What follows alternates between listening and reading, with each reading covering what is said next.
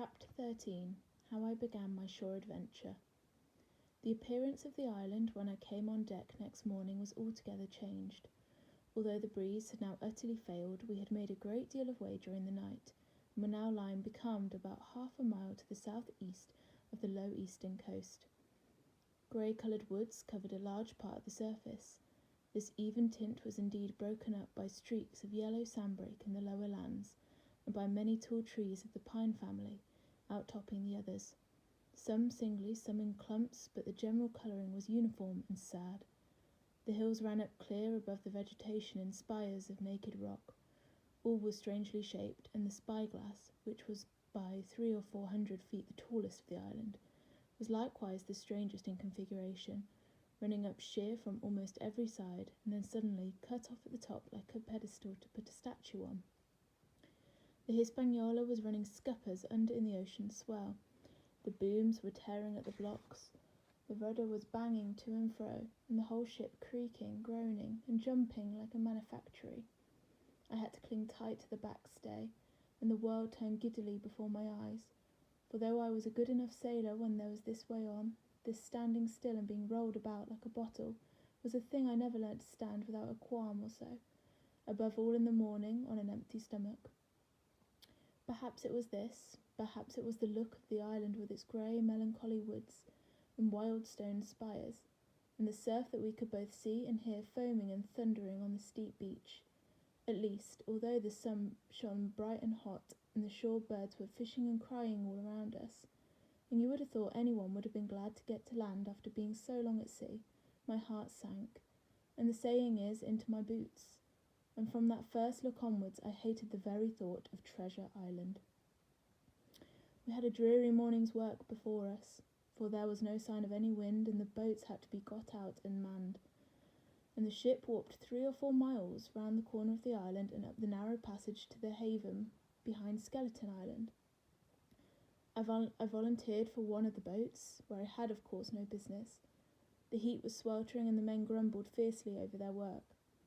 Anderson was in command of my boat, and instead of keeping the crew in order, he grumbled as loud as the worst. "Well," he said with an oath, "it's not forever." I thought this was a very bad sign, for up until that day the men had gone briskly and willingly about their business, but the very sight of the island had relaxed the cords of discipline. All the way in, Long John stood by the steersman and conned the ship. He knew the passage like the palm of his hand, and though the man in the chains got everywhere more water than there was down in the chart, John never hesitated once. "There's a strong scour with the ebb," he said, "and this here passage has been dug out, in a manner of speaking, with a spade." We brought up just where the anchor was in the chart, about 1/3 of a mile from either shore, the mainland on one side, and Skeleton Island on the other. The bottom was clean sand. The plunge of our anchor sent up clouds of birds wheeling and crying over the woods, but in less than a minute they were down again, and all was once more silent. The place was entirely landlocked, buried in woods, the trees coming right down to the high water mark, the shores mostly flat, and the hilltops standing round at a distance, in a sort of amphitheatre, one here, one there. 2 little rivers, or rather 2 swamps, emptied out into this pond, as you might call it, and the foliage round that part of the shore had a kind of poisonous brightness. From the ship we could see nothing of the house or the stockade, for they were quite buried among trees, and if it had not been for the chart on the companion, we might have been the first, and that had ever anchored there since the island arose out of the seas. There was not a breath of air moving, nor a sound, but that of the surf booming half a mile away among the beaches and against the rock outside. A peculiar stagnant smell hung over the anchorage, a smell of sodden leaves and rotting tree trunks. I observed the doctor sniffing and sniffing, like someone tasting a bad egg. "I don't know about treasure," he said, "but I'll stake my wig there's fever there." If the conduct of the men had been alarming in the boat, it became truly threatening when they had come aboard. They lay about the deck growling together in talk. The slightest order was received with a black look, and grudgingly and carelessly obeyed. Even the honest hands must have caught the infection, for there was not one man aboard to mend another. Mutiny, it was plain, hung over us like a thundercloud. And it was not only we of the cabin party who perceived the danger.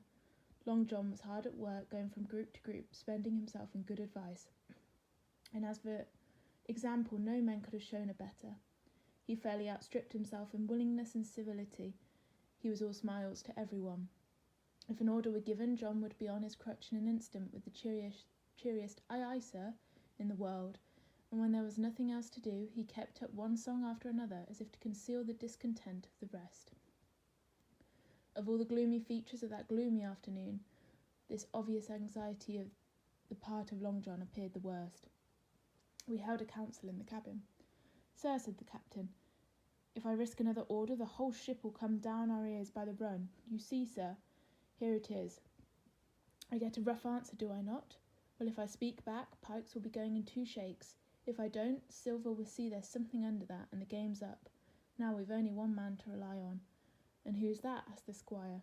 "Silver, sir," returned the captain. "He's as anxious as you and I to smother things up. This is a tiff. He'll soon talk 'em out of it, and if I had the chance, and what I propose to do, is to give him the chance. Let's allow the men an afternoon ashore. If they all go, why, we'll fight the ship. If they none of them go, well, then we hold the cabin, and God defend the right. If some go, you mark my words, sir, Silver will bring 'em aboard again as mild as lambs." It was so decided. Loaded pistols were served out to all the shore men. Hunter, Joyce, and Redruth were taken into our confidence, and received the news with less surprise and a better spirit than we had looked for. And then the captain went on deck and addressed the crew. "My lads," said he, "we've had a hot day and are all tired and out of sorts. The turn ashore will hurt nobody. The boats are still in the water. You can take the gigs, and as many as you please can go ashore for the afternoon. I'll fire a gun half an hour before sundown." I believe the silly fellows must have thought they would break their shins over treasure as soon as they were landed, for they all came out their sulks in a moment, and gave a cheer that started the echo in a far-away hill, sent the birds once more flying and squalling round the anchorage. The captain was too bright to be in the way. He whipped out of sight in a moment, leaving Silver to arrange the party, and I fancy it was as well as he did. Had he been on deck, he could no longer so much as pretended not to understand the situation. It was as plain as day. Silver was the captain, and a mighty rebellious crew he had of it. The honest Hans and I were soon to see it proved that there was such on board. Might have been very stupid fellows, or rather I suppose the truth was this, that all hands were disaffected by the example of the ringleaders. Only some more, some less, and a few, being good fellows in the main, can neither be led nor driven any further. It is one thing to be idle and sulk, and quite another to take a ship and murder a number of innocent men. At last, however, the party was made up. 6 fellows were to stay on board, and the remaining 13, including Silver, began to embark. Then it was that there came into my head the first of the mad notions that contributed so much to save our lives. If 6 men were left by Silver, it was plain our party could not take and fight the ship, and since only 6 were left, it was equally plain that the cabin party had no present need of my assistance. It occurred to me at once to go ashore. In a jiffy I had slipped over the side and curled up in the foresheets of the nearest boat, and almost at the same moment she showed off. No one took any notice of me, only the bow oar saying, "Is that you, Jim? Keep your head down." But Silver from the other boat looked sharply over and called out to know if that was me. From the moment I began to regret what I had done.